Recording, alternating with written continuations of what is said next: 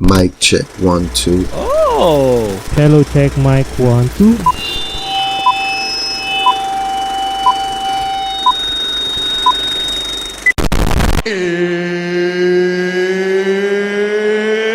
It's time! Is that my boy? It's time! Mr. 239. On YouTube, on Spotify, on Apple Podcasts, and just about everywhere. Presented by the Floor Meisters. Mike Check Sports with David Wasson is on the air. Hi, hello, welcome to Mike Check Sports. David Wasson here with you. It is episode 3 of Mike Check Sports, ready to go from the home studios today, not at the Floor Meisters in Naples. Figured we'd give the boys and girls there a week off from the Floor Meisters. Don't worry, though, we'll be back there again next week, keeping it real with our friends at the Floor Meisters right there on Naples Boulevard in Naples. Go check them out today, though. Floormeisters.com, Naples Boulevard in Naples, the best in the business when it comes to flooring at the Floor Meisters. Again, I'm David Wasson. It says right there I'm Mr. 239. Happy to have you with us here on Mike Check Sports as we bring you another great hour of sports talk, commentary, analysis, and so much more, including your questions. Later on in the show, we will have former college basketball coach Mark Gottfried, NC State, Cal State-Northridge, Alabama, Murray State, won a national title as an assistant coach at UCLA. We'll visit with Mark Gottfried about all things Final Four related and the state of college basketball as the NIL and transfer portal era continues. Also, we will visit with Immokalee High School coach James Delgado and talk to him about the Indians and their rise the last couple of years, and about how there is a bill on the governor's desk here in Florida to help increase coaches' pay in the state of Florida. James Delgado will talk about that later on in the show. But I have something I want to get off my chest right away, and it's about the Miami Heat. That's right, the Miami Heat have been playoff or play-in warriors here the last couple of years, making their 5th play-in appearance on Tuesday night against the Charlotte Hornets in Charlotte. The Heat lost that game, falling 127-126 in overtime in Charlotte to the Hornets. Great game all the way around. LaMelo Ball making a layup with 4.7 seconds remaining in overtime. Then Miles Bridges blocks Davion Mitchell attempt at the buzzer for a winning layup. Crazy game, crazy finish all the way around. Ball finished with 30 points, 10 dimes. Bridges 28 points, 9 rebounds. The Hornets won their first postseason home game in a decade, though I'm not sure the play-in game is a postseason game. Kind of a weird deal there. Kobe White, 19 points, including a turnaround 3 with 10.8 seconds to go in regulation that sent the game in OT. Now the Hornets will travel to face the loser of Wednesday's matchup between Philadelphia and Orlando. They'll play on Friday night for the 8th and final playoff spot in the East. Charlotte seeking its first playoff appearance in a decade, and of course the Heat now, their season done after yet another disappointing finish to the regular season. But what I want to talk about in this segment is both how LaMelo Ball changed the trajectory of this game early on with this play. Right now for the Miami Heat. Wow. Their athletic trainer, Wes Brown, has made his way over. And that was Ball who took his leg out from under him. If that looked like a trip to you, it certainly looked like a trip to me. And LaMelo Ball not whistled for a foul on this play. And obviously it takes out Bam Adebayo, the Miami Heat superstar, who went for 85 points earlier this season, taking Bam Adebayo out of the game. He was out the rest of the game with a back injury.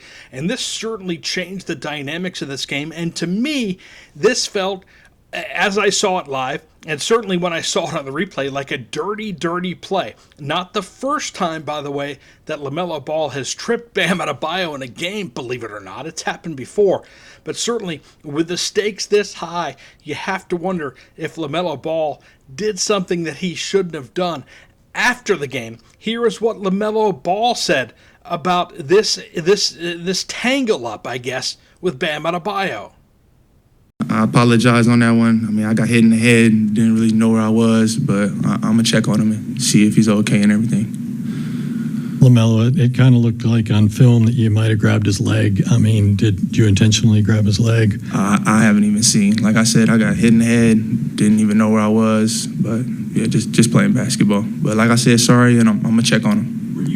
Okay, that's what LaMelo Ball thinks about that play. Now, certainly he has his right to his opinion, one of the guys involved.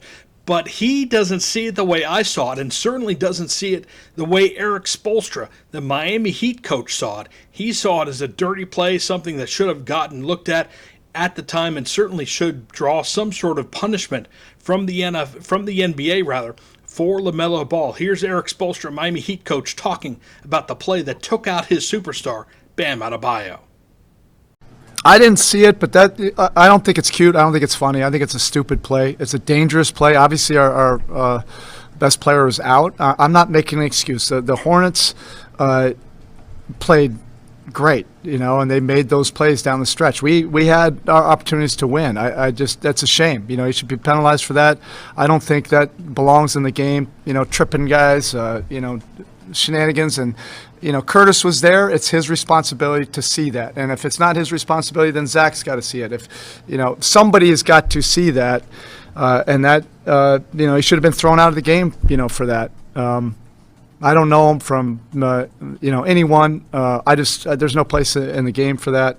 Obviously, it took Bam out of the game, but that did not deter us. And that's Heat coach Eric Spoelstra. I agree with him wholeheartedly. I think LaMelo Ball should have been penalized at the time, and certainly should be penalized by the NBA for what looked like a blatant trip. Regardless, the Heat eliminated in the play-in tournament, finished the 2025-26 regular season with a 43-39 record. They have the number 13 and number 41 picks coming up in the June draft. And they have some decisions to make. Do the Heat in the offseason? Norman Powell will be an unrestricted free agent. Andrew Wiggins will be on a $30.2 million player option. Pelle Larsson on a $2.3 million team option. Keshad Johnson, Simone Fontecchio, Vladislav Golden, and Trevor Keels also are free agents.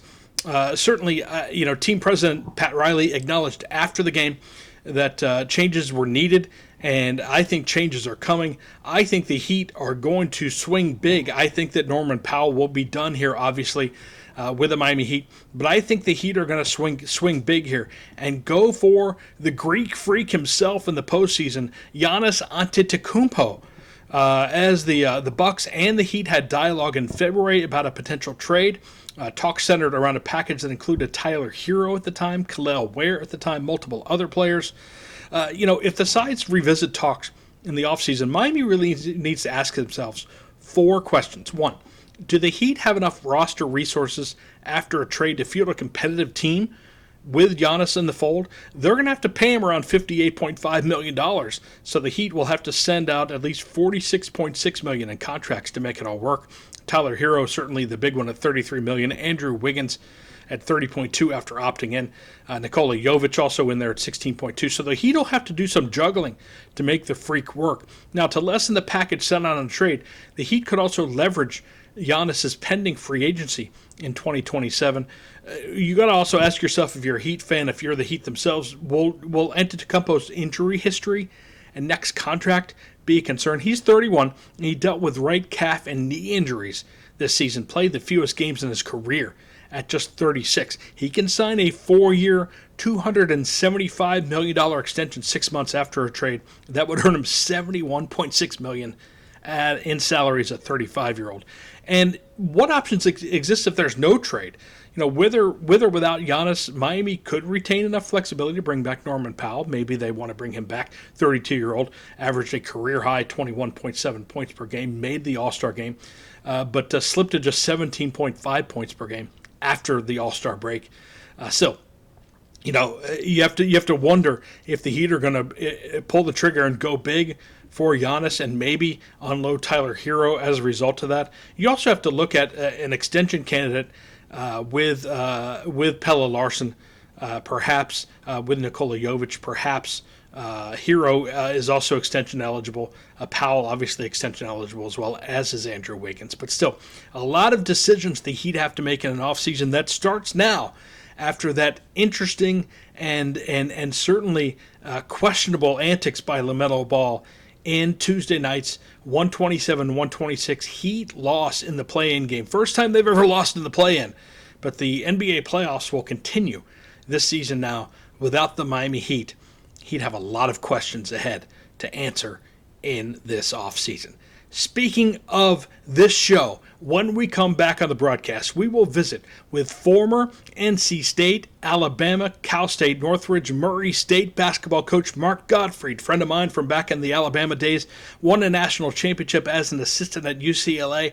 We'll talk to Mark Gottfried, motivational speaker now. We'll talk to him about all things college basketball related, including his thoughts on the Final Four, his thoughts on big versus mid-major now, as mid-major programs continue to feel the squeeze from elite programs as far as NIL and the transfer portal goes. We'll talk to Mark Gottfried, former college basketball coach, motivational speaker now, after the break. Later on in this show, we'll visit with Immokalee Indians football coach James Delgado to talk about his program out of Immokalee and also about his push for better pay for high school athletes, or for high school coaches rather, in the state of Florida. A bill now on the desk of Governor Ron DeSantis. What will it mean?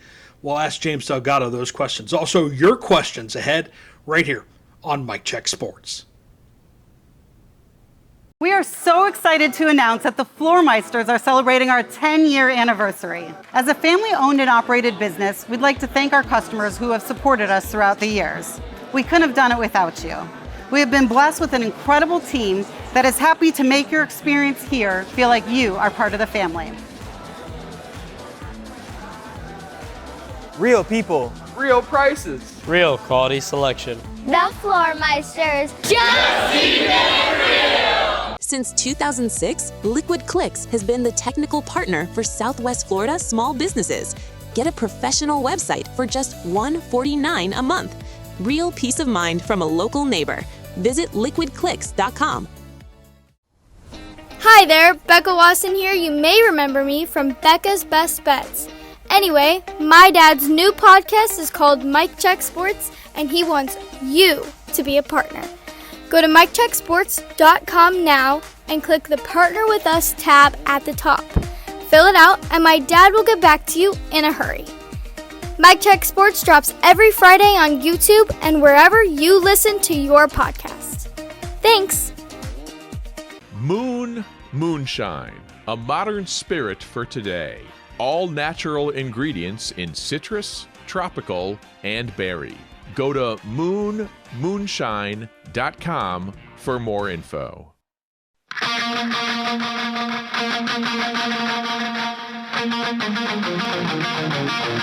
Welcome back to Mike Check Sports here with David Wasson. It is now my honor and pleasure to welcome in somebody I've known for quite a while. I haven't talked to in a long time, though. Former Alabama coach, Cal State-Northridge coach, NC State coach, Murray State coach for crying out loud, Alabama basketball player. He's a national champion assistant coach at UCLA. He's got everything on his resume. The one, the only Mark Gottfried. Coach, you look like you're living the dream in Southern California. The tan, the beard is filling in nicely. Not a bad life you're living. You know, I tell people it's 75 and sunny with no humidity every day. It's hard not to have a good day. I mean, you really gotta try hard to have a bad day. But we live in Newport Beach. It's gorgeous here, so it's really, really wonderful. Coach and I were talking before we started recording. He goes, "Where are you now?" I said, "I'm in Naples." He goes, "Oh, that's not bad." I said, it's like Newport Beach for crying out loud. Because I've been to Newport and it is 75 and sunny with no humidity all the time. It's the craziest weather I've ever seen. Beautiful. So Coach Gottfried's figured it out. Coach, I know you've been out of the basketball game for a couple years on the sidelines, still close to the game, though. You said you saw a lot of games this year. What were your thoughts on this year's NCAA tournament, especially the lead up to the Final Four? What did you see that you liked? What did you see you were like, man, I didn't see that coming? You know, that's a great question, Dave. And here's what I would say. First of all, the level of play I thought was really high, and that's due to the fact that, you know, most teams, especially your power school teams, you know, in the SEC and the Big Ten, ACC, Big 12, those guys have just poached everybody off of the mid-major team. So the quality of play, in my view, is really good. You're watching a lot of older players, especially in the Sweet 16, Elite Eight, Final Four.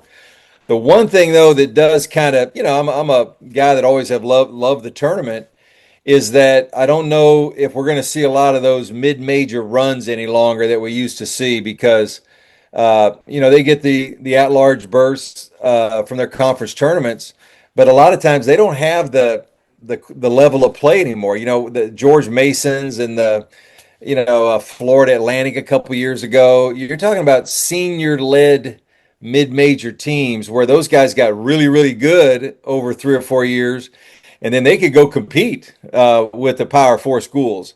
But we're not going to see that anymore, or at least I don't think so, and that kind of bothers me. But overall, the level of play was really good, especially as you got into the Elite Eight, Final Four games. Sure. Visiting with Mark Gottfried, former college basketball coach, veteran coach, a ton of wins for you on the sidelines at a bunch of different places. You were in that mid-major position at Murray State back in the day. Let's talk a little bit more about mid-majors. Obviously, with NIL and a wide-open portal now, is the era of the mid-major upset and the mid-major run to a Final Four, is that gone forever now? I don't have a crystal ball, but I would say probably yes. And here's what's happening so that people understand.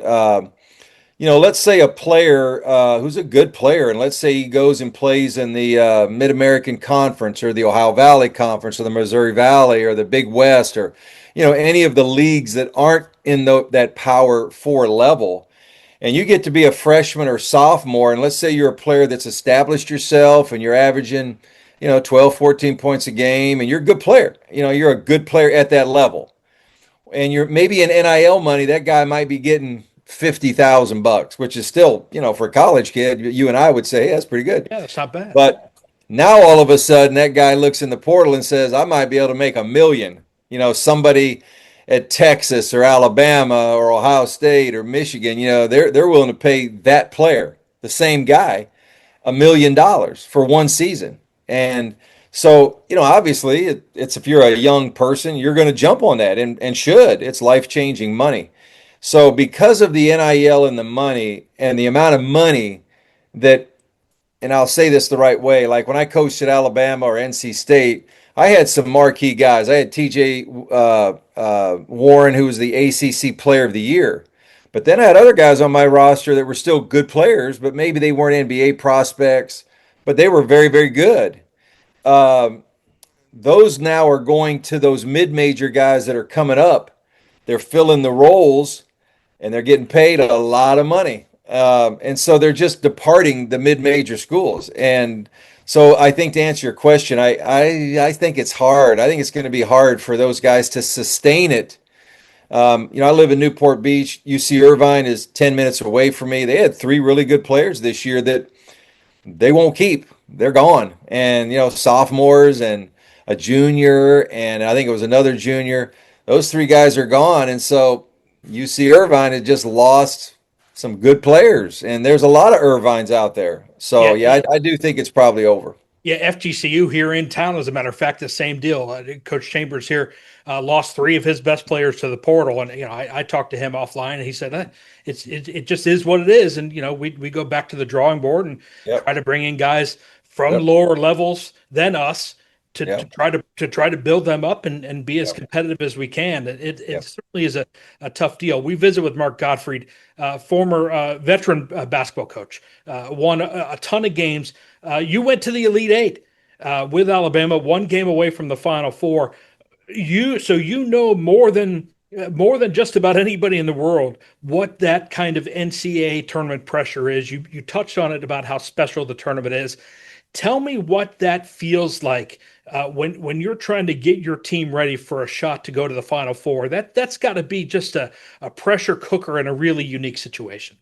It is, Dave, but it's what we want. We love it. That when you're in that game, and I used to tell our players every year, it's the greatest show on earth, the NCAA basketball tournament. I love the Super Bowl. I'm a Dodger fanatic. I went to the game last night, and they won 2 back-to-back World Series. Special. The NCAA tournament is different, in that, you've got everybody in America is filling out a bracket. Everybody's trying to pick their schools. It doesn't matter if you know about basketball or you don't know about basketball. Everybody's filling that out, and they're doing a great job promoting the tournament as well. So it's the greatest show on earth. And when you're in it and you advance, every time you win a game and you take one step farther, the excitement even begins to build even more. And that year in 2004, Dave, we were, people forget this too at Alabama, we were 16-12. And we were sitting in that room watching the CBS selection show, and they had named, at that time, there were 64 teams, but there were 63 names that already popped up, and we were sitting there on the edge of the seat. Now, we had played the number one strength of schedule, and, I'm thinking, oh, we got a chance. We were the last team that they announced. And so we beat Southern Illinois. Then we played Stanford. They were 30-1. They were the number one team in the country, beat them. Then we had to play Syracuse, who is the defending national champs, in Phoenix, and beat them. And then we had to play UConn, and they were just loaded. They won the national championship that year. But, the excitement, Dave, to get there. And, as a former player at Alabama, I'd played on good teams, 3 straight Sweet 16 teams as a player. All I ever wanted to do was take Alabama to the Final Four. That was like every day I woke up saying, that's my dream. Let's get Alabama there. So we were knocking on the door. We just couldn't break through. Finally, Nate Oates a couple years ago did, which was wonderful. But it's just it's the greatest show on earth, and it's a lot of fun to be a part of. You also have a national championship ring on the assistant coaching staff there at UCLA. Talk about a blue blood program at UCLA. Talk about that run on Coach Herrick's staff to where, obviously probably different expectations. You're playing home games in John Wooden's building, for crying out loud, at Pauley Pavilion. Still probably something you remember and hold close to your heart.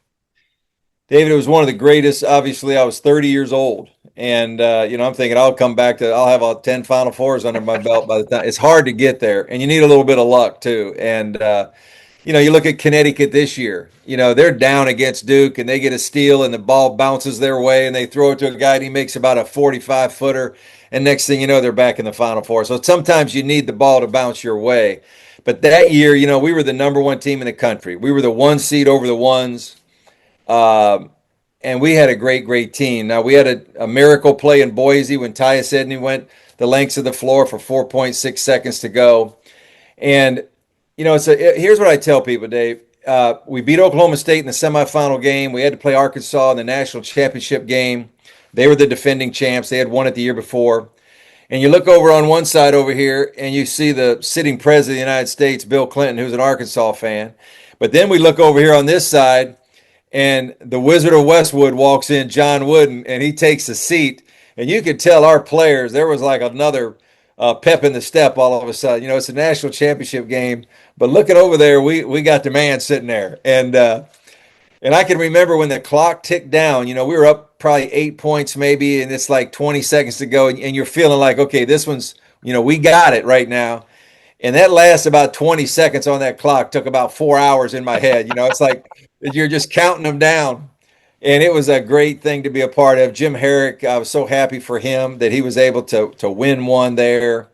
And I remind people, too, now, since 1975, which is that's 50 years now. We're 51 years.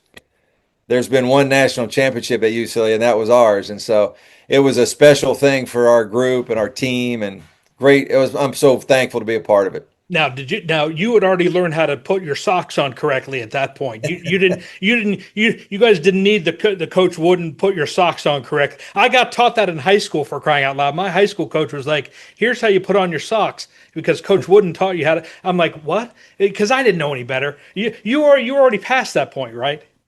I was past it, but Dave, I got to share a lot of one story I'm going to share with you. I was so lucky when I was there to be able to really get to know John Wood, and he was so gracious with his time. And I would go to his house. We all would at different times. And I got to where I was going out there pretty regularly, and we'd sit in his little apartment, and he had a little office and trophies everywhere. And, he's got, it's unbelievable. But the lessons that I was able to learn from him, Dave, I'm sitting there, and I'm saying to myself, I'm sitting at the feet of maybe I would argue the greatest coach ever in any sport. 10 national championships over 12 years, never be accomplished again, anything like that. But also, not only that, very wise, probably one of the wisest people I was ever around. And so, when you asked a question, he had these thoughtful, it was almost like parables from the Bible. He would tell a story, and there's a lesson within the story. And so I was so thankful and blessed that I was able to get to know him very well and, become friends with him to where I learned so many nuggets that helped shape me as a coach and as a person. Mark Gottfried, our guest, a former longtime college basketball coach. Do you miss coaching? I know you're a motivational speaker now. You can go to markgottfried.com to find out more about that. Do you miss the sidelines? Do you miss the game? Or are you content where you're at now, helping businesses and different folks that bring you in with their kind of success stories and trying to build them up? Dave, honestly, it's always part of your blood. Once you're in it, it's in your veins. It's what you love to do. I did it for 33 straight years. But I do enjoy what I'm doing right now. If the right opportunity presented itself, I'd think about it. But, I tell you what I miss, Dave. I don't miss losing. I can promise you that. Those tough. I miss that locker room. I miss the guys. One thing when you're coaching, people don't maybe truly grasp the depth of is the relationships that you build inside that locker room. Now, it is different now because now you're getting guys a lot of times for 1 year. They're in and out because of the transfer portal and NIL. And years ago, we had players that we might recruit for 3 or 4 years. Then you have them for 3 or 4 years. So you've been together for 6, 7, 8 years sometimes with these guys and getting to know them. But still, that locker room is it's unique. Where you're getting and trying to get that group of young men to really buy in, to compete at the level you want them to, and to buy into the things you're teaching. And then there's a relationship that's built, with the guys, with each player that I still have to this day. The old guys at Alabama, the Irwin Dudleys, Rod Grizzards, Antoine Petways, Mo Williams. I'm on the phone all the time and visiting and sharing and so that's the part that we as coaches, we all love to win. Everybody, everybody takes a picture after a big win or, and you're excited and all that. That's wonderful. But I think the true value is that relationship that you're building with young people. And that's what I always loved, Dave, more than anything else. Now, did you love winning more than hate losing? Which one was a more intense emotion, the hatred of losing or the love of winning? You got great questions, man. Because I saw you after some losses now. I didn't like them. Listen, Mark Gottfried was not the nicest person to be around after a loss. I didn't like losing. And we'd get real grumpy now after a loss. And, probably a little bit of both. As a competitor, like I play pickleball now most every day. I play like I'm playing for the national championship, and everybody's like, calm down. But I do hate losing. But there is a joy, though, that joy of winning and winning together, with a group. That's the real special part of it, I think, for all of us coaches. Mark Gottfried, you've been a pleasure today. It's been too long since I've seen you, for crying out loud. Now that I know that you've got pickleball game, you need to get down here. The U.S. Open Pickleball Championships is going on this week in Naples. When are we going to see Mark Gottfried grace the U.S. Open courts, for crying out loud? They have to have a seniors division for me.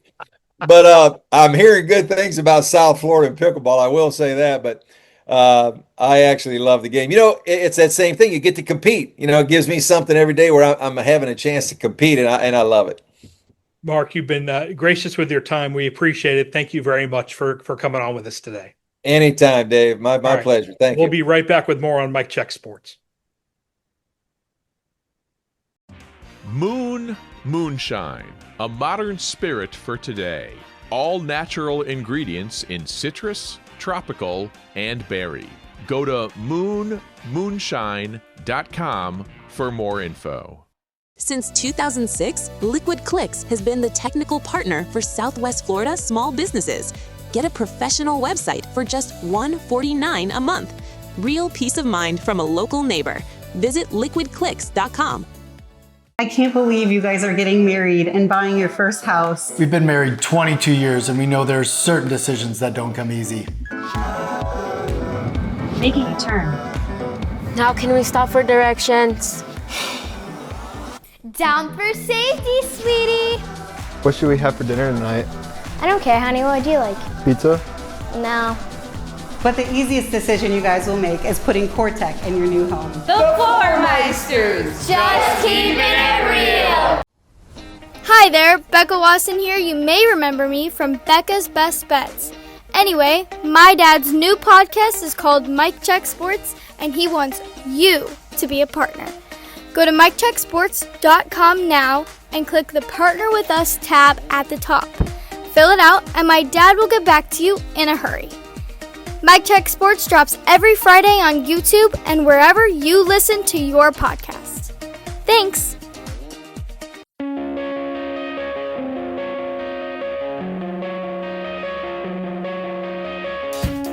Back here on Mike Check Sports, welcome back, David Wasson, Mr. 239. And because I'm pretty much everywhere in the 239, it's my pleasure, my duty, my honor to welcome to the show here for the first time a good friend of mine. He is the head coach of the Immokalee Indians football program, the one, the only James Delgado. Coach, good to see you out there in Immokalee. You know, redwood all around you, for crying out loud. How is spring going for you?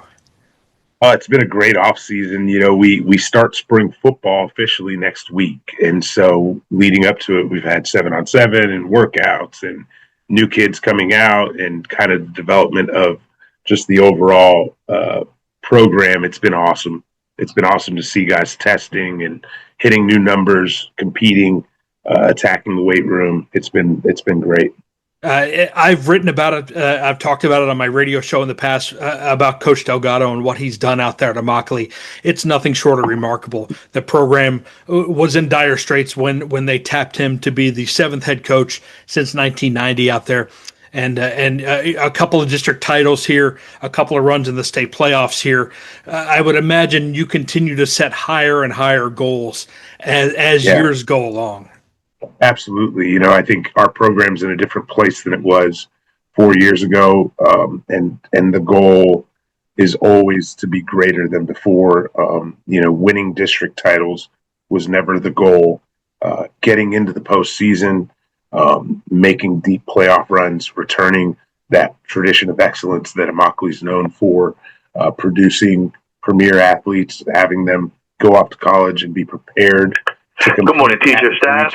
Quick announcement before we head to lunch. Draw my cross. Truly the expectation, and I think our kids have bought into it. And I think it reflects greatly on where we are right now. I think it's one of those fields where if you're not paying attention to Southwest Florida football, you may not know it. But anybody who knows that Immokalee is getting back to the place where they always should have been. And so that's been exciting. You know, you talk about redwood being all around me. I got to get some redwood in that office of yours. Yeah, you do, for crying out. Yeah, I got to get you some gear. It's way too blue in here right now. I need some Immokalee gear, for crying out loud. For my money, Coach, the most handsome uniforms in all of Southwest Florida. The red, the black, and the white. Very, very good looking. I sent Coach Delgado a picture earlier this week of him coaching in a game last week, and I remarked to you, I said, man, those unis are sharp every year. So I need a little red and black in my life. Well, you know what? We're going to make that happen. Tell me your shirt size when we finish this call. And maybe I'll get you one of these. I'll get you one of our more recent district champ shirts, or I'll get you a retired jersey or something. We got to get some red in there. We need something in here to red it up. Absolutely. One of the reasons I wanted to have Coach Delgado on too is he is a regional director for the Florida Coaches Coalition. If you don't know what the Florida Coaches Coalition is, it's basically, and I'll talk a little bit about it, but I want James to talk about it a little more. It's basically a coalition of coaches, obviously, who are trying to raise awareness and ultimately, make or bring Florida coaches, not just football coaches either, Florida coaches across the board, up to a living wage for what they do. I've talked about this in the past. I know Coach Delgado talks a lot about it, but coaches make pennies per hour with the stipends that they make for coaches. I personally think it's a travesty. I also think, by the way, schools should be palaces. I think the teachers in general should be paid a lot more than they are. But I also look at the mentors that I've had in my life, and I don't remember every high school teacher that I had, but I remember every high school coach that I interacted with when I was in school. So talk to us a little bit about what you do and from your perspective, what the Florida Coaches Coalition is. Yeah, absolutely. So, you definitely said it. It's not just coaches either. It's also sponsors of different programs. Like think of band, and think of, color guard, think of theater, think of all of the different educators who pour so much into what they do and truly aren't compensated for a job that oftentimes goes year round. Definitely in the case of football, we get paid a supplement for what we do in the fall for a few months, but real programs don't stop. They never have a true off season. I always say there's phases in what we're doing, but the truth is all those phases build up to what we put on the field, and we don't get compensated for most of it.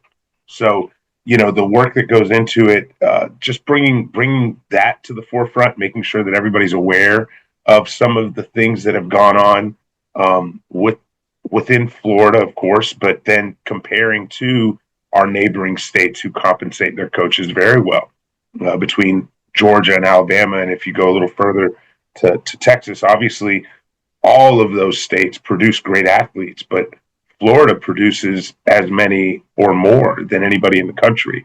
Yet teaching and coaching in Florida ranks the worst, or close to the worst, I should say. Now, that being said, I think, the Florida Coaches Coalition stands to address that, but also provide services for coaches to be at their best. And, between clinics and resources, doing everything they can, but also being, I guess, a conduit of information between what's going on at the state level, legislation-wise, what's going on with FHSAA, and truly loving on our coaches, hoping to keep them, because we do have an epidemic where great coaches leave the profession to go do other things, making more money, or they leave the state entirely to go make more money in different states doing the same thing. And so we hope to address that and make a little bit of a difference so that we can keep our talent here. I want to ask you directly. We're talking with James Delgado, Immokalee Indians football coach, kind enough to join us here on Mike Check Sports. Coach, have you added up the time you've actually spent? I know there's estimates that roll around 1,000 hours, 1,500 hours. Have you taken an hour to add up all those hours to, and maybe it's too depressing to actually do, but have you done that to go, oh, wow, well, like I spent X amount of hours last year coaching and mentoring and actively working with your Immokalee Indians?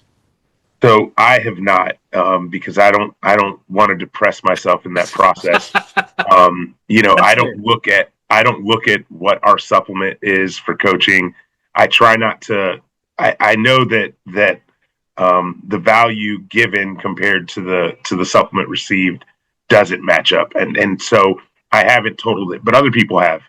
And the hours, when, like you said at the very beginning, you're talking about pennies on the hour of time that goes into what we do. And I will say this, when I look at my job, or I look at my personal life, I look at the calendars that rule my schedule. Our football calendar is full every week, every day of the week. And obviously months, filling out the entire year. My personal calendar doesn't have nearly as much on it.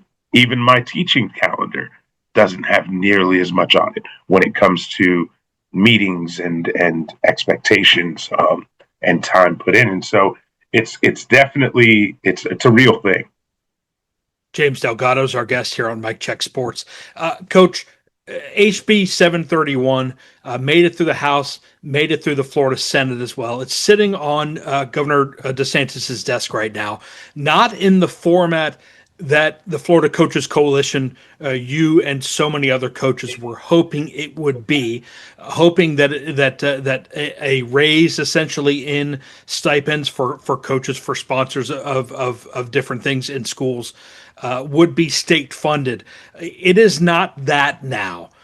Talk to me about what it is now, and is it frustrating that it's one of those 2 steps forward, 1 gigantic step back in the process? So what it is now is definitely different than what we wanted. Originally we were hoping that there was some budgeting in place to help state funding step in to make that difference, to make up, because I get it. When it comes right down to school districts, when it comes down to, all the budgets that are ultimately received from the state, that money's accounted for, it's allotted. And so people automatically assume, well, if you're paying coaches more, then who are you taking the money away from? So originally that wasn't going to be the case. There was a budgeted amount. That budgeted amount no longer is there. Kind of have to go back to the drawing board when it comes to that. And that's why the verbiage of the bill has changed. Where we stand now, instead of being able to provide a maybe an hourly rate or increase what every sponsor would receive for whatever it is they do from the state, now they're taking it and saying booster clubs within every school, within every district, would have the ability to compensate their sponsors, their coaches, as they see fit. And so that is a step in the right direction. It's frustrating in some ways because everybody wants the quick fix now. Everybody wants to see a difference made ultimately in their pocket so that they can feel great about what they're doing and never have to question having to do something else to make a living.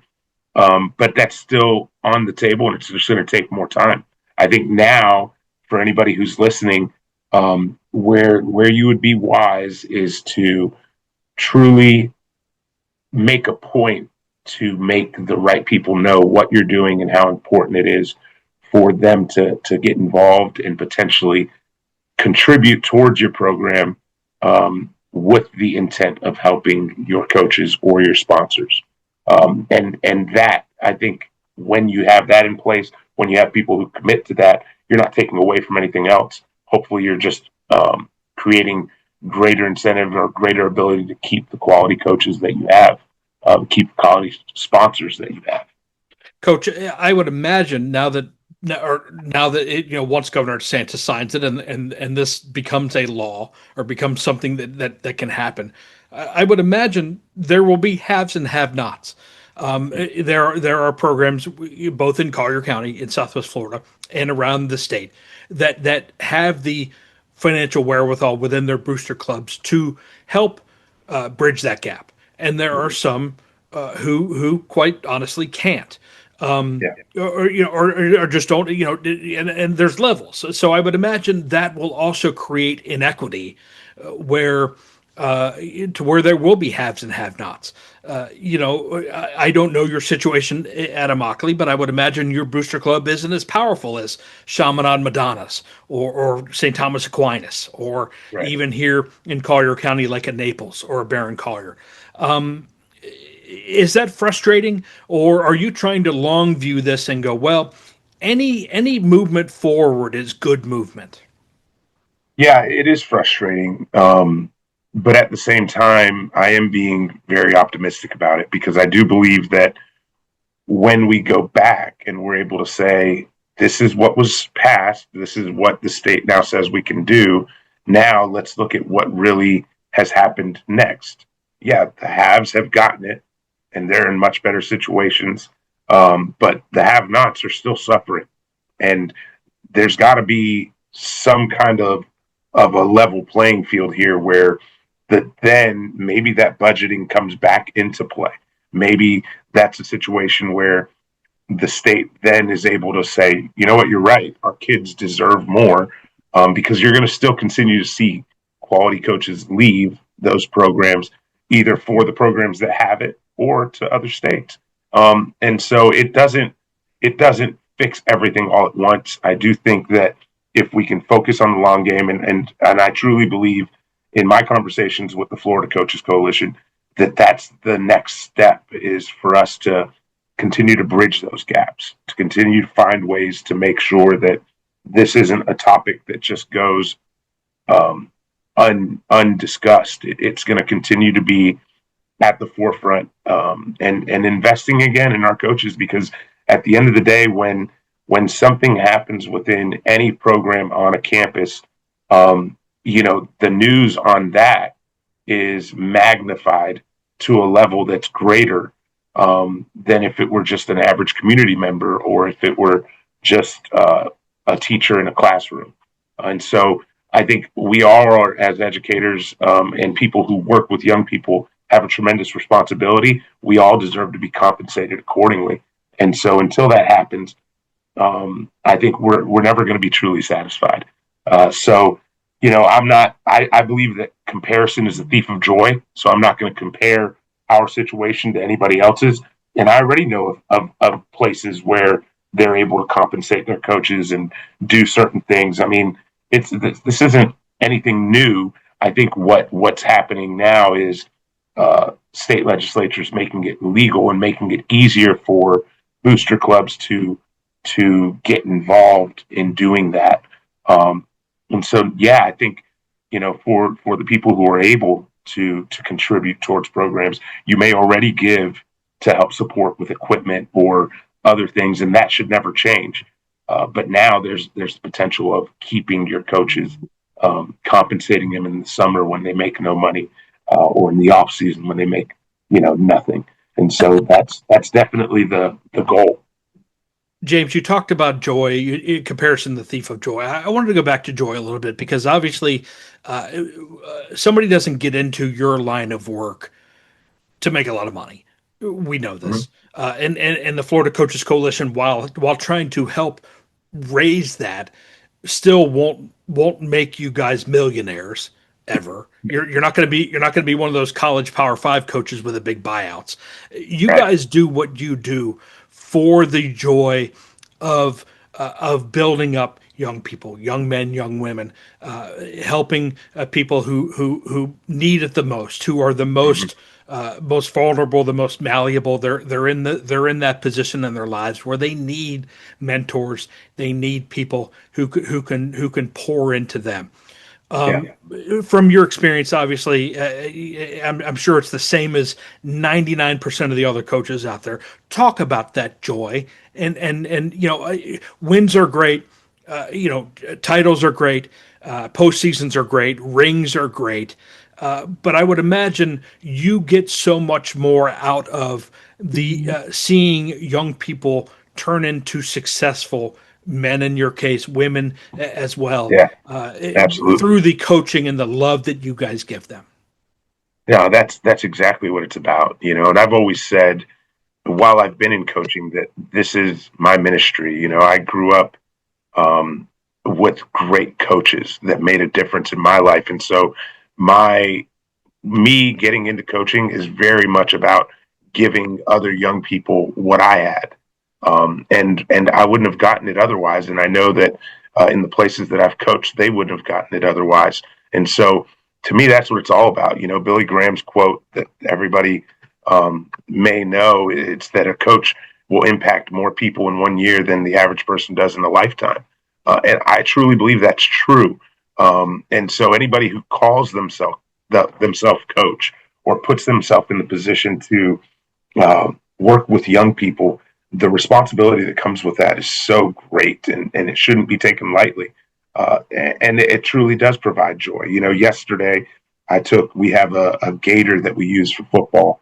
And we were blessed with, when I first got here to Immokalee, and it gets tuned up once a year. We take it over to Fields Equipment right here in Immokalee. And when I rolled up there yesterday to get a tune up before spring ball, one of our former players is working there, and I knew he was there, but I haven't seen him in his element since he started working there. And he's doing great. And just getting to love on him and see him doing his thing, doing really well, that's what it's all about. It's knowing where he came from to where he is now. And then obviously the stories are countless. That was just yesterday. But, the kids that we have in college, the kids that have graduated from college, the kids that have started families, that are better men, that are better fathers and better husbands, better employees, better leaders than they ever would have been had they not been in our program. That's what it's all about. And at the end of the day, I always say the amount of money that we make, you talk about counting the hours and really comparing what you make. I can't take any of it with me. So I've tried not to stress it. But now that I have children of my own, I see the reality of having to provide for them. And the amount of time that I spend away from them, I shouldn't have to worry about whether or not my daughter can do piano lessons or whether or not we can afford to send her to summer camp because we don't have daycare while she gets out of school. And so things like that, I shouldn't have to stress, or whether or not I'm going to go into debt over the summer because I don't have a paycheck, a traditional paycheck as a teacher on a 10-month salary. So it's one of those deals where, you kind of have to reevaluate what you're doing and why you're doing, not why you're doing it, but whether or not it's sustainable. And so, that to me is what it's all about. I know I'm not the only one in this situation. I'm just trying to do my part in making it better every day, every step of the way. And I think if you were to ask any of our players, man, do your coaches deserve more than what they get compensated? They have no idea what we make. But I'm sure if you asked them, they'd be like, yeah, they do so much for us. They do for us what nobody else would. And so there's no question on whether or not it should happen. I just hope that it happens soon enough for us to be able to benefit from it. Go to floridacoaches.com. We put up the information during the show as well. Floridacoaches.com is the Florida Coaches Coalition. Read more about it. Educate yourselves. And as Coach Delgado says, if you have the ability to now donate to, let's just say your alma mater's booster club or the booster club where your kids go to school, please consider doing it. Obviously, these men in football coaches' case, these women as well who are coaches in female sports, and certainly in different activities as well. These men and women make a difference in young people's lives. Period. It's something I'm passionate about.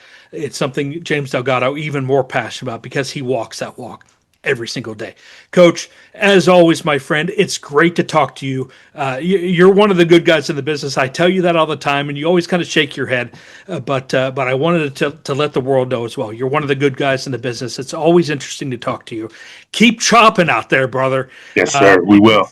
It's always. I can't wait for fall to roll around because I know that I'm going to see a great football team come out of Immokalee. And I know the team on the other side of the field from Immokalee wants no business seeing that guy's face on the sideline because he knows he's in for a hard game coming up. James Delgado, all the best. We appreciate you coming on Mike Check Sports. Thank you so much for having us. And to all your listeners, if you get a chance, come out and see us. You'd love Immokalee.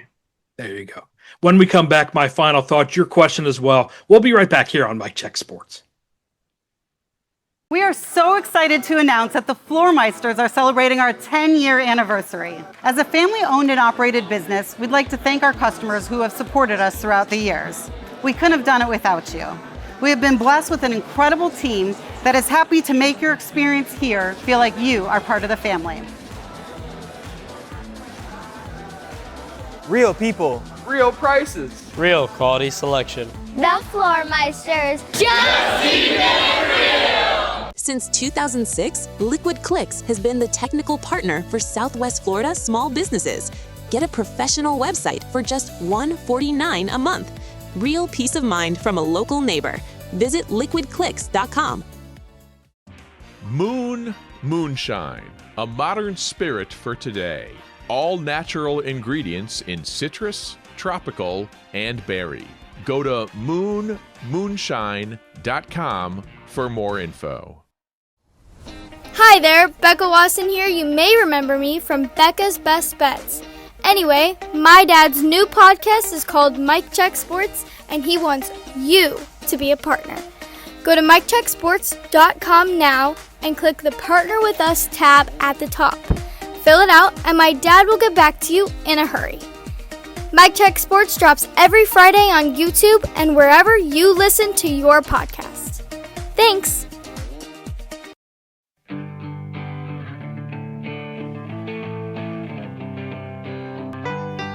Hey, welcome back to Mike Check Sports. David Wasson here with you. About time to close things up on a great episode here on Mike Check Sports. If you notice, I'm live on location at Paradise Coast Sports Complex here this week, taping the rest of this show. But it's time for the Ask Dave segment of Mike Check Sports. Great Ask Dave. As always, you want to ask me your questions, go to MikeCheckSports.com, click the Ask Dave button up there, and submit your question. I will answer it here on the air each and every week, as I do starting right now.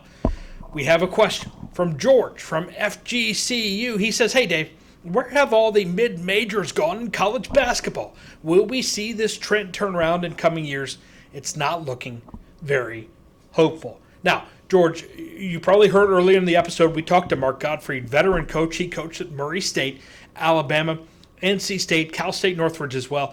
He echoes my sentiments in that I don't see the trend turning around anytime soon. The NIL money that is coming through to major programs is just increasing, and that means you're squeezing talent upward out of the mid-major ranks. You've seen from FGCU here in recent weeks, they've lost their top 3 scorers, actually top 4 scorers, the men's team did from last year. Coaches in conferences like the ASUN, mid-majors all over the country, are feeling that squeeze. A coach like Pat Chambers, we hope to have on next week, certainly feeling that pinch, knowing that he has to go back to the well, back to the high school ranks to recruit talent and maybe recruit talent from lower levels than FGCU, bring them up and compete the best they can along the way. Do I think it's changing anytime soon? I echo Mark Gottfried's thoughts early in the episode. I don't think so. Not unless there's substantial change coming down the pike as far as how NIL money is allotted to programs.